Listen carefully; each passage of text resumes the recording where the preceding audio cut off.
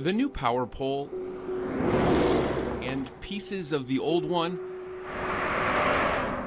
only tell bits and pieces of the story as they lay near Southeast Vandalia Drive. 2 days later, she's dead. Bailey Moreau's family looking to fill those bits and pieces with answers. It's forever changed me.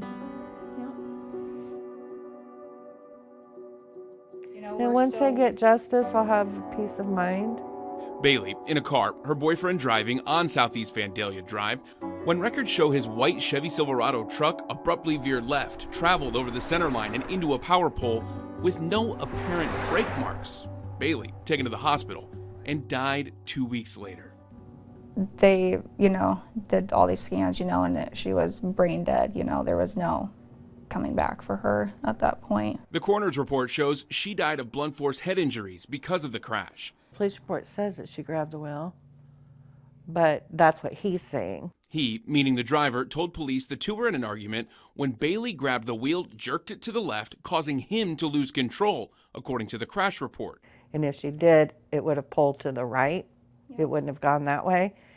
And that truck was so big and she's so little. He was also taken to the hospital, but left before being admitted, according to court records. 2 days prior, he allegedly hit Bailey in the back of the head multiple times, according to a Des Moines police report, and was charged with domestic abuse. The charges against him weren't filed until 5 days after the crash happened, according to Polk County records. An order of protection was filed 10 days after the crash and 12 days after the domestic abuse charges. When it was served, Bailey was already in the hospital from the crash and would die a week later. Is it merely a coincidence that the first time this girl goes to police, Des Moines police, about domestic violence, 2 days later she's dead? It's hard to know. We won't know that answer definitively because there's no way to know that at this point. He later admitted to arguing with her, pushing her, causing a red mark as an injury. He received a deferred judgment.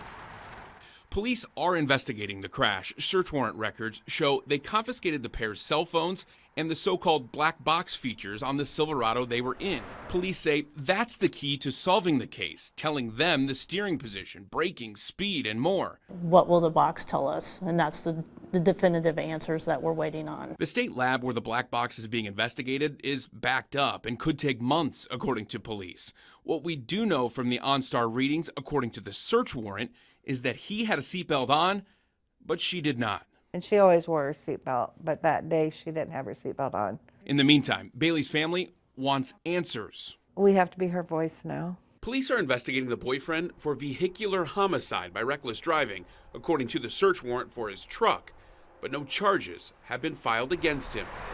The officer who searched the truck and the black box of it noted he was aware of the domestic abuse case against the boyfriend 2 days earlier. And we know the family is seeking the answers, and we're right there with them. This is a full team effort, and we are all looking for those answers. The family hopes the bits and pieces on the side of the road can put the puzzle together of what exactly happened that January day.